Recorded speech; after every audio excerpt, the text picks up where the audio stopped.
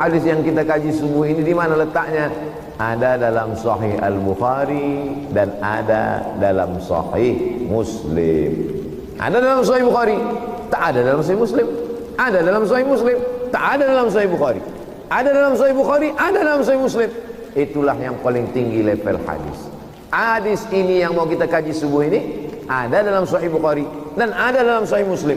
Sepakat Imam Bukhari dengan Imam Muslim, maka ada satu istilah namanya muttafaqun alaihi. Sepakat Bukhari dan Muslim meletakkan hadis ini dalam kitab mereka, menunjukkan hadis ini amat sangat penting. Ala unabbiukum bi akbaril kabair. Maukah kutunjukkan kepada kamu, kuberitahukan kepada kamu akbar, paling besar, kabair, di antara dosa-dosa besar. Di antara dosa yang paling besar, ada dosa besar, ada dosa kecil, ada dosa kecil, ada dosa besar, ada dosa terbesar di antara dosa-dosa besar. Kalau mau masuk neraka yang paling panas, lakukanlah ini. Apa itu ya Rasulullah? Ada 3 dosa terbesar di antara dosa besar. Inilah yang mau kita kaji subuh ini. Yang pertama, al-isyraku billah, menjadikan ada yang lain disembah selain Allah. Namanya isyrak. Nama perbuatannya isyrak. Orangnya musyrik. Abu Jahal, Abu Lahab itu musyrik karena melakukan isyrak. Dia minta kepada selain Allah. Dia berkata ya Allah, tapi selain itu dia minta ya Lata. Ya Allah, tapi selain itu dia minta ya Manat, ya Hubal, ya Jibti, ya Taghut, ya Naham. Sedangkan kita diajarkan ya Allah, ya Rahman, ya Rahim, ya Malik, ya Quddus, ya Salam. Walillahil asmaul husna.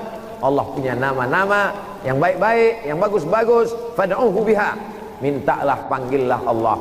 Tak boleh meminta kepada selain Allah. Iza sa'alta fas'alillah wa iza sta'anta fasta'in billah. 17 kali. Iyyaka na'budu. Jangan iyyaka na'budu was penasehat spiritual nasta'in. Iyyaka na'budu wa dukun nasta'in. Iyyaka na'budu wa tuyul nasta'in. Iyyaka na'budu wa nyiblorong nasta'in. Iyyaka na'budu wa sundil bolong nasta'in. Tahu juga Ustaz Somad nih hantu-hantu. Kau pikir aku kenal malaikat aja? Sejahat-jahatnya orang musyrik jahiliyah, dia masih menyembah Allah. Orang jahiliyah itu menyembah Allah. Hanya saja di samping menyembah Allah, dia menyembah Tuhan-Tuhan lain. Dibakar Nabi Tuhannya itu pada tahun 8. Pindah Nabi ke Madinah tahun 1, tahun 2, tahun 3, tahun 4, tahun 5, tahun 6, tahun 7, tahun 8. Masuk Nabi ke kota Makkah, dibakar Nabi semua Tuhan-Tuhan tu. Awalnya jadi Tuhan, lama-lama jadi hantu. Dibakar Nabi semua Tuhan yang disembah oleh orang musyrik jahiliyah itu. Jumlahnya 360 Tuhan. Yang terbuat dari batu, terbuat dari perunggu, terbuat dari emas, terbuat dari perak, terbuat dari kayu, dan ada yang terbuat dari tepung terigu. Dibuat Tuhan itu dari tepung terigu. Diambil tepung terigu, dikasih minyak sapi, minyak samin, diadon. Setelah itu dibuat besar-besar. Setelah itu disembah. Disembah. Setelah disembah, pas lapar, cuil tuan. Itulah maka Sayyidina Umar pernah satu saat dia tersenyum. Kenapa kau tersenyum Umar? Ingat aku perbuatanku jahiliyah dulu. Ku buat Tuhan itu besar-besar. Kenapa? Siapa yang paling besar Tuhannya? Itulah. Setelah Allahu Akbar, Allahu Akbar, Azan apa itu? Azan zuhur. Oh, macam-macam maghrib ku dengar katanya. Rupanya bulan Ramadan ini semua azan ini mirip macam azan maghrib. Tadi waktu siang mau diminum rasanya air sungai Musi, sungai Kapuas, sungai Batanghari, semua sungai Nil mau diminum semuanya. Tadi siang semua makanan ini mau ditelan. Tapi begitu 2-3 butir kurma, sunat ini Pak Ustaz, sunat 3 ini Pak Ustaz. Silakanlah makan, tapi jangan mempertuhankan makanan. Ada orang mempertuhankan makanan, ada. Saking takutnya tak makan, sampai-sampai menghalalkan yang haram. Aku tahu nih korupsi Pak Ustaz, tapi kalau aku tak korupsi, anakku tak makan. Mempertuhankan makan, mempertuhankan jabatan, mempertuhankan atasan. Hayya 'alas shalah, panggilan Allah jam 12 siang zuhur, nyantai aja deh. Kau tak ke masjid? Sholat itu dibuat Allah waktunya panjang, tapi kalau udah atasan menelpon, besok kau datang ke kantor ya, siapa? Jam 7, 6.30 Pak. Jadi sebetulnya yang kau besarkan itu siapa? Allah atau atasanmu? Sholat bukan main lagi, angkat tangan, Allahu Akbar. Jam 3 sholat zuhur. Kata-katamu gombal, kata setan, kata malaikat. Oleh sebab itu maka betul-betullah kita ini la ilaha illallah. Idza sa'alta fas'alillah, kalau minta-minta kepada Allah. Kalau anakmu meninggal, Allah tidak sedang benci kepada engkau, tapi Allah ingin supaya hatimu tidak bergantung kepada anak.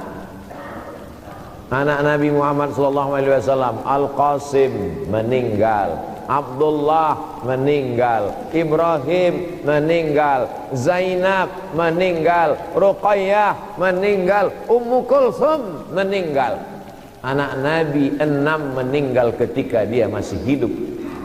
Kalau ayahmu meninggal, bukan Allah tak sayang kepadamu, tapi Allah ingin supaya hatimu hanya bergantung kepada Allah. Sebagaimana Allah membuat meninggal Abdullah, meninggal Aminah, tak ada tempat dia bergantung kecuali hanya Allah. Alam yajidka yatima fa'awa. Kau dulu yatim, tapi kau dilindunginya. Jangan buruk sangka suudzon kepada Allah Subhanahu wa taala.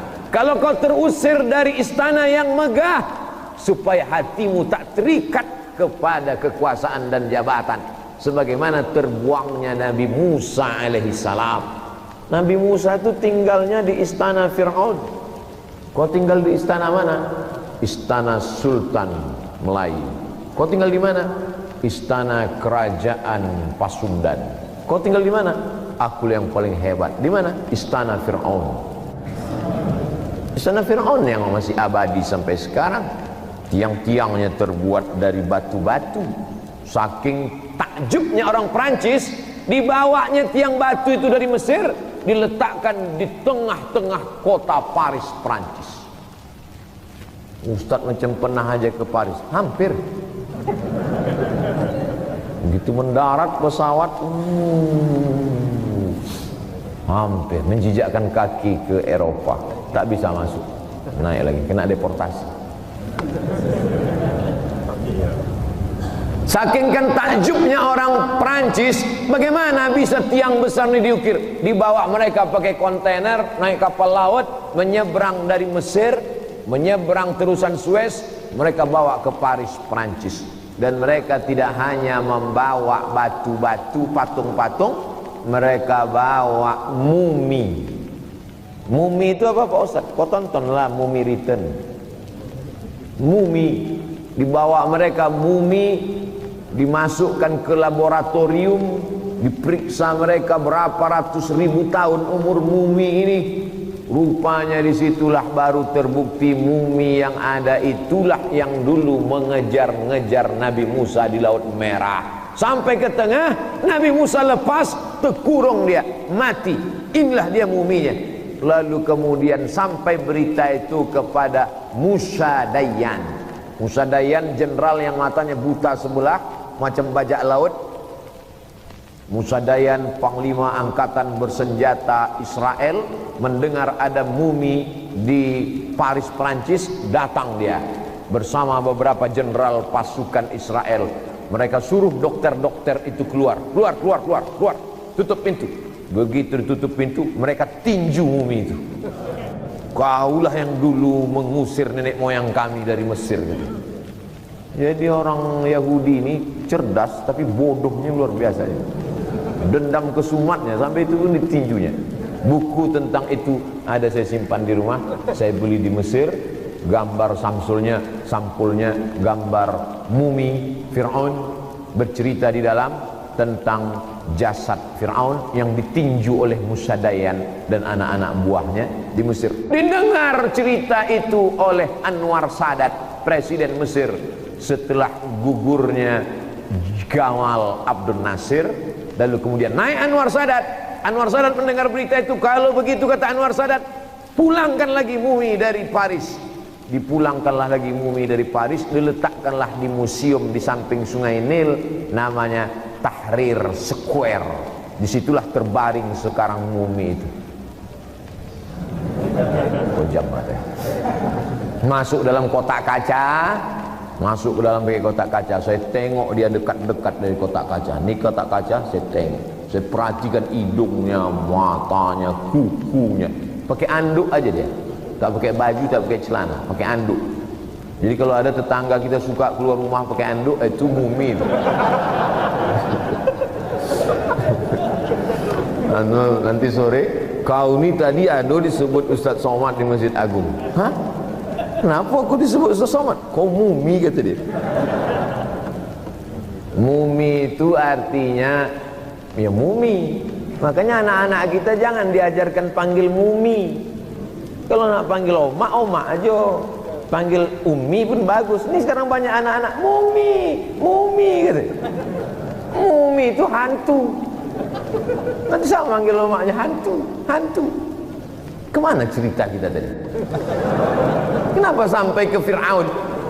Sejahat-jahatnya Fir'aun tidak pernah syirik. Fir'aun tidak pernah menyembah Lata. Fir'aun tidak menyembah Uzza. Fir'aun tidak pernah menyembah pokok kayu. Fir'aun tidak pernah menyembah binatang. Apa kata Fir'aun? Ana rabbukumul a'la. Aku adalah Tuhan kamu. Fir'aun tidak pernah syirik. Kenapa? Karena dia langsung mengatakan akulah Tuhan. Lebih ngeri dari syirik lagi. Dia mengaku dirinya Tuhan.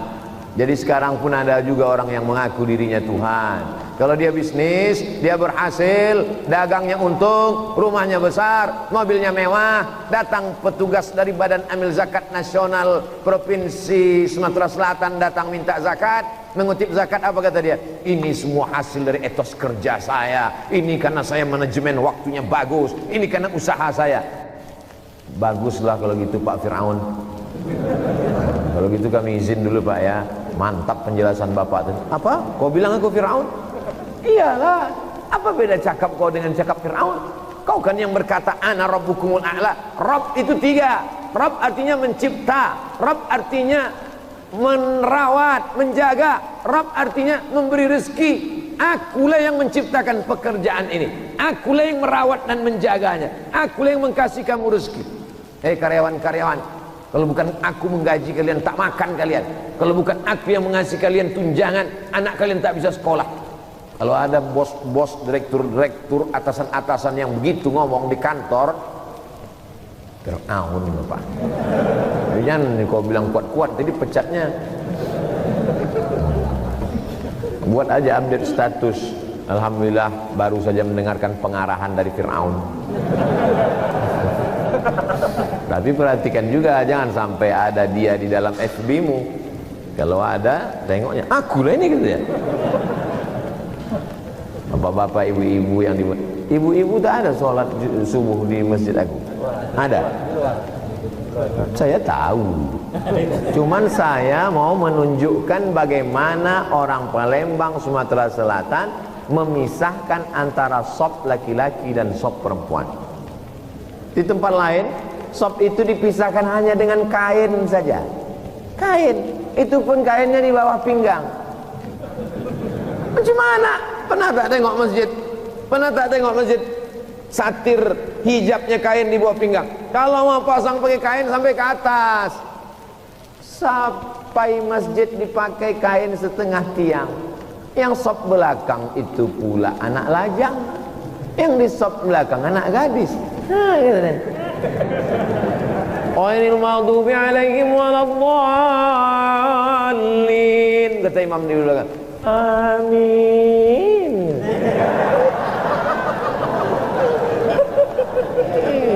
Inilah anak-anak muda. Tak betul. Oleh sebab itu dibuat dia supaya tak tahu yang paling belakang itu. Makanya sebaik-baik sop laki-laki depan, sebaik-baik sop perempuan yang ujung belakang. Kenapa? Karena sop yang paling depan itulah yang paling jauh dari perempuan, dan sop perempuan yang paling ujung itulah yang paling jauh dari laki-laki. Tapi di Palembang itu sengaja dibuatkan tempat khusus perempuan. Saya pernah melihat masjid seperti ini cuma dua. Yang perempuannya tak nampak sama sekali ada tempat khusus. Pertama di Palembang, yang kedua di kampung saya sendiri. Kampung saya, tempat kelahiran emak saya. Di situ perempuan khusus ada tempat laki-laki, sebelah sama, sebelah kanan juga dibuat perempuan. Jadi ternyata dulu mungkin mereka ngajinya sama, karena kitab yang dibaca juga sama. Kitab yang dibaca Sayrus Salikin, lalu kemudian Syekh Muhammad Arsyad Al-Banjari. Ada ulama Madinah namanya Syekh Muhammad Abdul Karim Samman. Syekh Muhammad Abdul Karim Samman. Syekh Muhammad Abdul Karim As-Samman dari Madinah ini punya murid. Satu muridnya namanya Syekh Muhammad Arsyad Al-Banjari, satu lagi namanya Syekh Abdul Somad Al-Falembani, satu lagi namanya Syekh Fulan Al-Bugisi. Satu Bugis Makassar dari Sulawesi, yang satu Al-Banjari Kalimantan, yang satu Al-Falembani Sumatera. Tiga-tiganya di Masjidil Arab. Pulang ketiga-tiganya naik perahu, dan disitulah singgah. Sebelum pulang ke Banjarmasin, singgah di Palembang ini Syekh Muhammad Arsyad Al-Banjari, singgah dia kemari. Habis itu dari sini dia singgah ke Batavia. Waktu itu namanya bukan Jakarta, Batavia. Sampai di sana banyaklah kiblat-kiblat masjid itu yang tak tepat, diluruskannya arah kiblatnya dengan ilmu falak. Bukan macam sekarang, tentukan arah kiblat. Ini masjid kalian ini mengarahnya agak-agak ke Mesir ini, nyembah Fir'aun kalian ini. Habis setengah jam. Dari mulai setengah 6 sampai jam 6 kita baru bahas satu, yaitu syirik. Anak-anak kita jangan ajarkan syirik. Kalau kamu buka toko supaya lancar, pergi ke dukun, ambil apa namanya binatang yang kulitnya tajam bergulung-gulung, terenggiling. Ambil terenggiling, landak tajam. Ambil terenggiling, cari lidah terenggiling, dikeringkan, digantungkan di toko supaya orang datang membeli. Kenapa laris? Kenapa terenggiling dipakai? Karena terenggiling itu cari makan tak perlu bergerak, tinggal dibukanya aja mulutnya. Begitu dibukanya mulutnya, berdatanganlah semut-semut, lalat-lalat, nyamuk-nyamuk. Sebagaimana terenggiling itu bisa membuka mulutnya, berdatangan semut-semut, lalat-lalat, nyamuk-nyamuk, serangga, begitulah pembeli-pembeli itu akan datang ke toko kau nanti. Tengok kerja setan. Disamakannya kita macam semut-semut. Kalau kau ingin orang malu, anak lajang mau minang anak gadis, lewat anak gadis, hai adik, mau tak nikah sama abang? Diam kau kucing kurap, wih, tersinggung, sakit hati, syirik, minta ke dukun. Kata dukun, kau cari tulang pukang. Kenapa pukang? Karena pukanglah binatang yang paling madu. Maka diambil tulang pukang, dimantra-mantra. Sebagaimana pukang ini malu, begitulah anak gadis yang mengejek kau tu nanti malu sampai tua tak berlaki. Kerja siapa nih? Kerja setan. Bekerja sama dia dengan setan. Di dompetnya ada tulisan MOU, Memorandum of Understanding between me and setan. Dukun-dukun, hai anggota ID, tersinggung dokter, Ikatan Dukun Indonesia, bertobatlah kalian kepada Allah, karena dukun juga akan mati, meninggal dunia, syirik. Syukur-syukur kalau sebelum mati dia minta ampun kepada Allah. Innallaha la yaghfiru an yushraka bihi. Allah tak mengampunkan dosa syirik. Wa yaghfiru ma duna dzalika liman yasha. Pergi ke dukun, sampai di rumah dukun batuk, mati. Tak sempat bertobat, tak sempat mandi tobat, tak sempat sholat sunat tobat, mati di rumah dukun. Di akhirat satu sel kau sama dukun, neraka jahanam tempat. Makanya minta ampun kepada Allah daripada dosa syirik. Insya Allah kita semua ini udah lepas dari syirik sudah. Makanya ikuti kajian sifat 20, wujud qidam baqa mukhalafatu lil hawadisi qiyamu binafsihi wahdaniyah qudrat iradat. Begitu anak-anak kita diajarkan pakai irama, karena dengan irama itu dia mengingat. Ibu-ibu menidurkan anaknya juga itu wujud qidam baqa mukhalafatu lil hawadisi qiyamuhu binafsihi wahdaniyah qudrat iradat. Menjadi doa bagi anaknya, dibacakan di rumah, menjadi doa sehingga dijauhkan dari bisikan setan. Orang sekarang menidurkan anak yang dinyanyikan lagu pulang-pulang berbadan dua. Baliklah anaknya hamil 3 bulan. Jemaah yang dimuliakan Allah Subhanahu wa taala. Pertama, syirik. Yang kedua, uququl walidain, durhaka kepada orang tua. Dulu saya sangka kalau sudah meninggal orang tua itu nanti sebulan setahun sakitnya hilang. Rupanya baru saya sadar sakitnya tidak hilang-hilang. Makanya kalian anak-anak muda, kalau emak kalian masih hidup, kalau ayah kalian masih hidup, nanti sore kalian belikan makanan buka puasa sesuai duit kalian. Mereka tak minta kalian belikan gelang emas, mereka tak ada minta kalian buatkan rumah besar. Mereka hanya senang kalau kalian senangkan hatinya. Ditengoknya kalian sore pakai baju koko, pakai sarung, pakai peci, oh lah senang hati dia nengok kalian. Kalau masih hidup dia senangkan. Kalau dia sudah meninggal, ya Rasulullah, ummi matat, makku meninggal dunia, apa atasaddaqu anha, kalau aku bersedekah sampai tak pahala sedekahku ini. Kata Nabi, tasaddaq, bersedekahlah engkau. Ayu sadaqatu afdal, apa sedekah yang paling afdal? Saqiyul ma, memberi air minum. Beri air minum. Saya biasa kalau sudah ceramah cerita tentang beri air minum, tak lama sudah itu datang air minum. Ini saya kasih tahu supaya jangan jamaah mengasihkan air minum. Kau kasih air minum sebotol. Kemarin saya sholat di masjid, di belakang masjid ada kulkas, tapi kulkasnya tidak sampai beku, cuman air dingin saja. Siapa yang mau masuk ke dalam, tinggal ambil air minum. Kan bagus sedekah. Assalamualaikum Pak Ketua Masjid. Waalaikumsalam. Saya mau sedekah Pak. Berapa juta? Sedekah kulkas 1. Bagus. Datang orang haus, minum dia. Buat situ. Wakaf untuk almarhumah emak saya. Begitu kalau sayang orang tua. Ceramah saya di Banjarmasin, di depan rumah bapak, di luar pagar ada freezer besar. Kira-kira 2 kali AC, itulah besarnya. Ada gelas di luar, gelas kaleng, diikat pakai gembok, takut dibawa disangka barang bekas. Wakaf, semua orang yang haus akan minum. Di Mesir itu kalau kita pergi mancing di tepi sungai Nil, di tengah sawah, di tengah kebun-kebun, maka di situ ada gentong besar yang terbuat dari tanah liat, tembikar kata orang Melayu. Haus kami waktu kami mancing di sungai Nil, haus betul. Lalu kemudian kami tengok, oh ada air, ambil minum. Oh, begitulah mereka bersedekah air minum.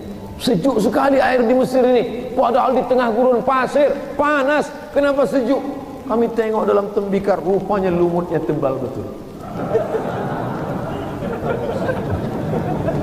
Tak pernah dibersihkan. Anak-anak katak pun banyak dalam. Patutlah sejuk. Maka zaman sekarang kita jangan lagi bersedekah air dalam tembikar, tapi cukup datang ke pesantren, Pak Kiai, berapa sumur bor yang bisa dibangun. Berapalah harga buat sumur bor? Di Palembang berapa pasaran harga sumur bor? Hah? 200? 2.100.000?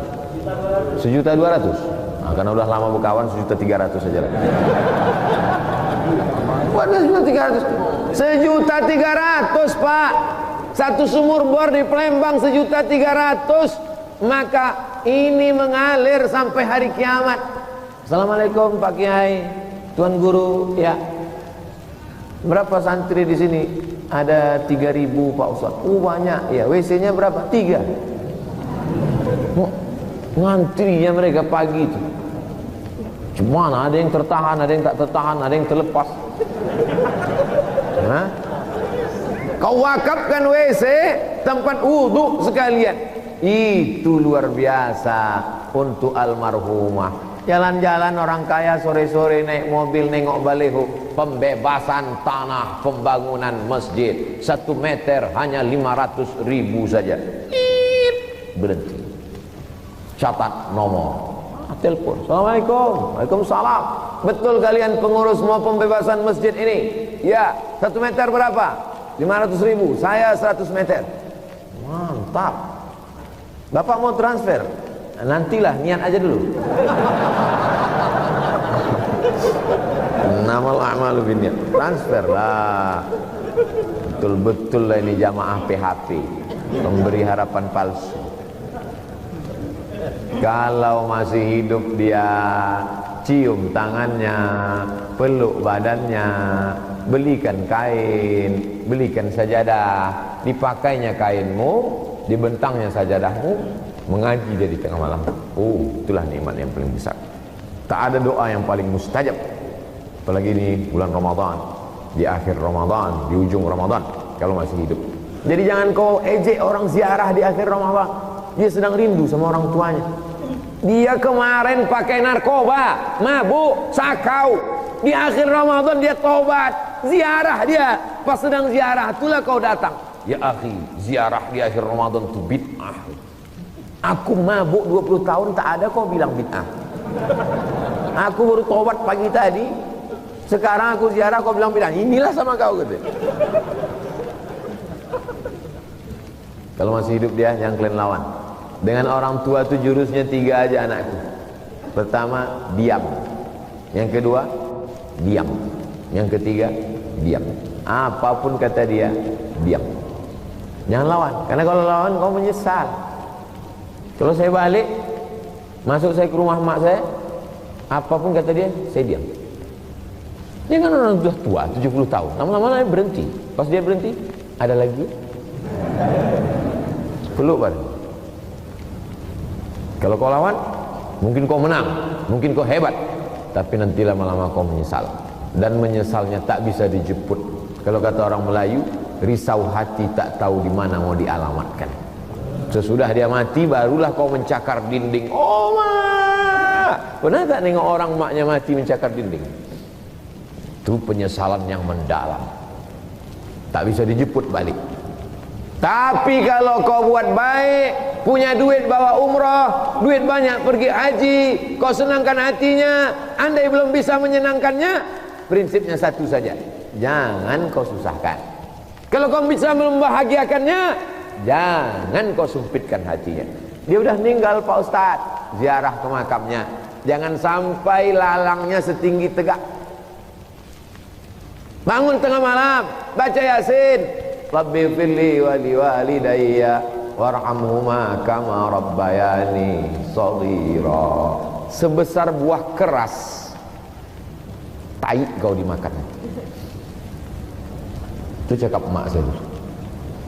Saya dengar sampai sekarang. Sebesar buah keras, tai kau makan. Kenapa gitu, Mak? Setiap anak-anak nih, itu emaknya memakan taiknya sebesar buah keras. Tahu buah keras? Buah keras untuk menggulai sebesar itu makan. Bagaimana pula emak memakan taik sebesar buah keras? Dia sedang mencebok anaknya. Dia sedang mencebok, dia sedang makan enak. Pas sedang makan enak, cerip anak itu berak. Diceboknya, habis ceboknya kurang-kurang bersih kan, makan dia lagi. Sehari segini, sehari segini, sehari segini. Anak tuh besar 5 tahun, 10 tahun. Satu anak tuh sebesar buah keras taik dimakannya. Tapi begitu besar sombongnya minta ampun. Padahal kalau dia mau dicekiknya waktu mati. Cuman orang tua ini kan cakapnya tak kasar. Udah berdiri gini mau foto, mau foto. Ustaz Somad udah berfoto, diri. Ada mak-mak tua situ. Apa kata bini? Mak, pinggir bentar ya, Mak. Kami mau foto keluarga. Oh, mak, hancur hati. Dalam hati saya, aku kalau hidup mak aku pegang mungkin tak lepas. Jadi halaunya pula mak. Mak, pergi bentar sana. Kami mau foto keluarga. Mau saya mengamuk, takut saya tak jadi berfoto ni. Nanti kalau ada keluarga, jangan kalian buat begitu. Kan banyak tukang foto tu bisa mengcrop. Tak pandai mengcrop. Mari saya ajarkan. Gini cara mengcrop. Mengcrop foto tak tahu. Kenapa orang tua ini dihalau? Gimana perasaan dia waktu pergi? Senangkan hati. Hukukul walidain, durhaka kepada orang tua, maka dosa yang tak terampuni, na'udzubillah. Peminum khamar boleh jadi di dunia ini bahagia, tapi di akhirat dia kena. Tapi durhaka kepada orang tua akan dituntut di dunia, mendapat di akhirat. Berlinang air mata, berenang dalam kesusahan, tak akan pernah mengicap kebahagiaan.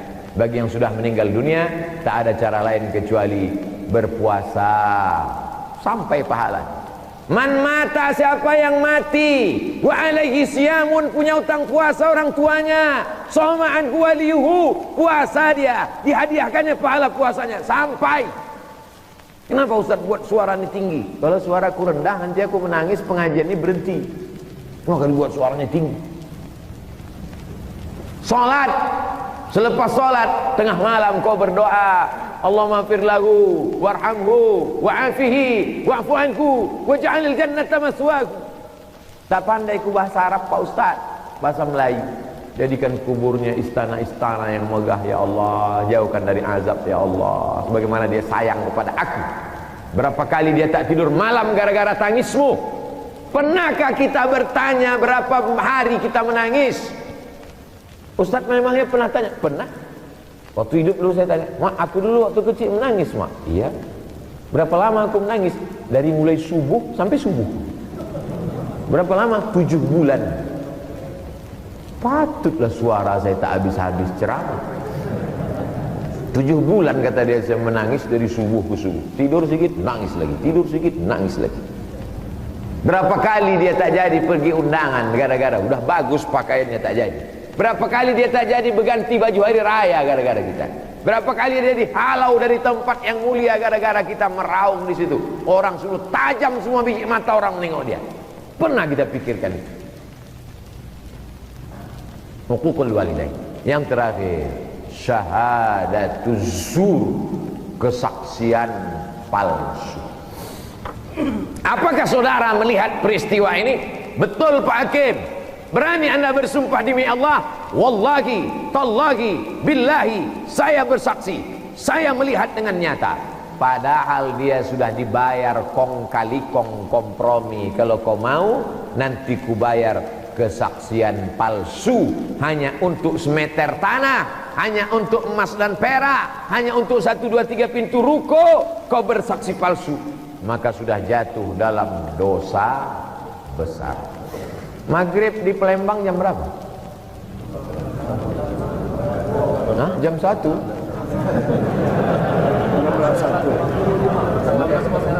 18:01. Oh, udah masuk salat isyraq. 18. Gitu cara ngukur salat isyraq. Jadi kalau maghribnya jam 6:01, maka jam 6:01 kita sudah bisa salat sunat isyraq. Usalli sunnatal isyraq. Tadi kata Ustaz Somad dosa besar isyraq. Sekarang salat sunat isyraq. Yang dosa besar isyrok pakai kaf, isyrok. Yang sholat sunat isyrok terbit matahari, isyrok, isyrok. Dalam. Kalau payah nyebut qaf, banyak minum cukup. Sunat isyrok 2 rakaat. Tapi ada yang bilang syuruk Pak Ustaz. Waktunya namanya syuruk. Syuruk. Nama sholatnya isyraq. Ingat itu, nama waktunya syuruk, nama sholatnya isyraq. Balik ke rumah, syuruk isyraq, syuruk isyraq, syuruk isyraq, syuruk isyraq. Sampai ke rumah, bang, tadi ku dengar Ustaz Somad menjelaskan, cuman aku agak-agak putus tadi connecting internetnya. Apa kata dia? Nama waktunya isyraq, nama sholatnya syuruk. Oh iya. Yang datang lupa, yang mendengar tak ingat. Itu sunnatullah, itu manusia. Kalau tak lupa-lupa terus, itu namanya laptop. Kalau ingat terus tak lupa-lupa, itu namanya smartphone. Smart, cerdas. Phone, handphone. Smartphone, handphonenya cerdas. Yang punya bodoh. Kenapa tak cerdas? Handphone itu cerdas. Handphonenya cerdas. Asal masuk waktu, azan dia. Asal masuk waktu, azan dia. Yang punya itu mematikan. Asal dengar azan, apalah hidup terus saja. Apalah hidup terus. Jadi saya khawatir nanti di akhirat itu banyak handphone ini masuk surga. Ya, nauzubillah. Jadi jangan sampai kita terjebak pada saksi palsu, kesaksian palsu. Hai kepada seluruh jamaah, apakah jenazah ini baik? Baik. Apa pula baik dia korupsi? Dia makan Arab. Belum pernah saya memberikan kesaksian palsu. Tapi ada ulama meninggal tak diminta. Saya mengatakan, aku Abdul Somad bersaksi selama berkawan dengan orang ini tak pernah menyakitkan hati, istiqamah salat berjamaah. Aku bersaksi di hadapan Allah, orang ini baik. Boleh kita memuji orang, ya. Ketika lewat jenazah, sahabat memuji, orang baik, orang baik, orang baik. Apa kata Nabi? Antum syuhadaullah alal ard. Kalian saksi-saksi Allah di atas muka bumi. Tapi saksinya jangan direkayasa. Tentang pejabat orang kaya meninggal, dipanggil lah, hai semua jamaah, apakah ini baik? Baik. Untung saya tak ada di situ. Kalau saya ada, apakah ini baik? Belum tentu. Aku nikahkan engkau dengan anakku dengan mahar seperangkat alat sholat dan kitab suci Al-Quran.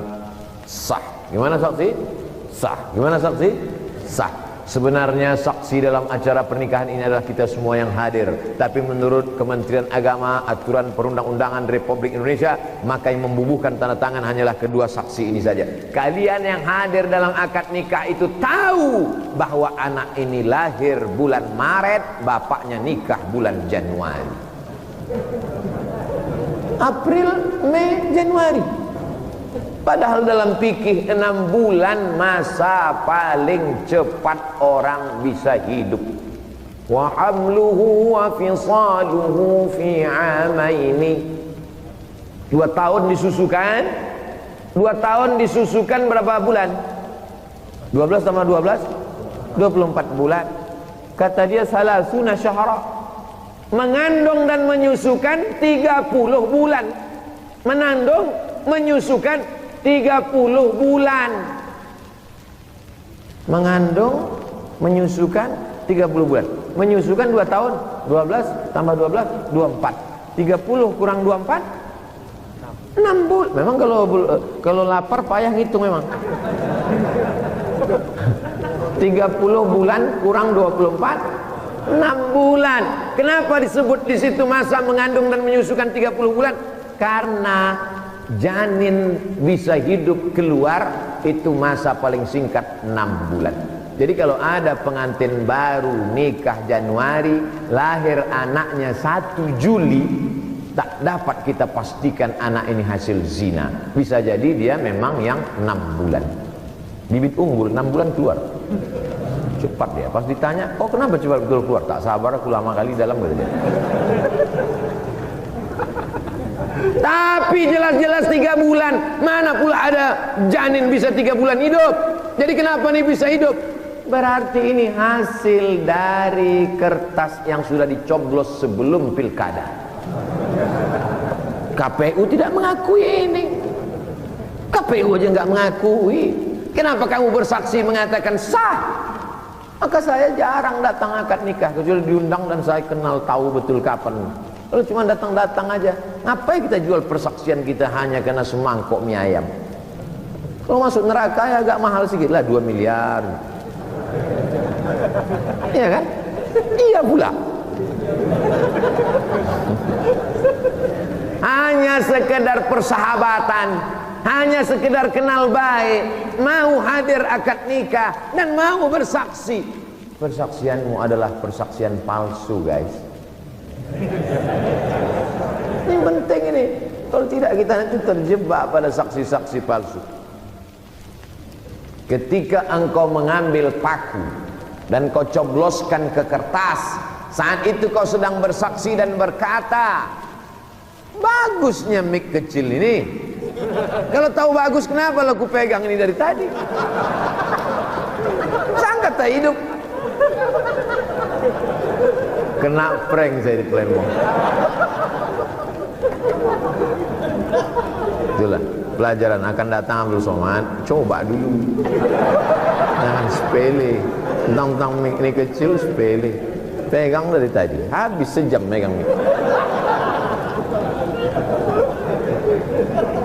Ambil kertas, dicobloskan paku, maka sesungguhnya itu adalah kesaksian. Aku bersaksi, orang ini layak menjadi bupatiku, wali kotaku, gubernurku, presidenku, anggota dewanku, dewan kabupaten, dewan kota, dewan provinsi, DPR RI, DPD. Kita sedang memberikan kesaksian di hadapan Allah. Ini bukan sekedar menyoblos. Tak perlu kita bahas panjang karena masih lama pilkada. Tapi video ini perlu diingat oleh jamaah. Itulah dosa besar. 3 dosa besar kita kaji. Apa yang disampaikan Ustaz Somad di Masjid Agung subuh tadi? 3 dosa besar. Apa aja yang 3 itu? Ngantuk betul aku. Ustaz itu pun kadang-kadang nampak aku 3. Ya, tak usah ragu, tak usah sedih. Insya Allah rekamannya ada kamera-kamera yang merekam. Tapi ada ulama yang tidak mengakui ada dosa besar, ada dosa kecil. Kata dia tak ada dosa besar, tak ada dosa kecil. Semuanya dosa besar.